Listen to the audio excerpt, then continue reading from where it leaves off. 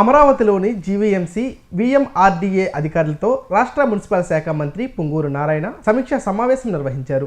VMRDA master ప్లాన్పై వచ్చిన అభ్యంతరాల దృష్ట్యా మరోసారి నోటిఫికేషన్ ఇవ్వాలని నిర్ణయించారు. కంబలకొండ జూ పార్కులను కలిపి భారీ టూరిజం ప్రాజెక్టుగా అభివృద్ధి చేయాలని సూచించారు. అలాగే వేలంపాట మురికివాడలోని 177 కుటుంబాలకు ఇళ్ల నిర్మాణానికి గ్రీన్ సిగ్నల్ ఇచ్చారు. విశాఖ సమగ్ర నీటి రక్షణ ప్రణాళికపై అధికారులకు దిశానిర్దేశం చేశారు. అమరావతిలోని జీవీఎంసీ వీఎంఆర్డీఏ అధికారులతో రాష్ట్ర మున్సిపల్ శాఖ మంత్రి పొంగూరు నారాయణ సమీక్షా సమావేశం నిర్వహించారు.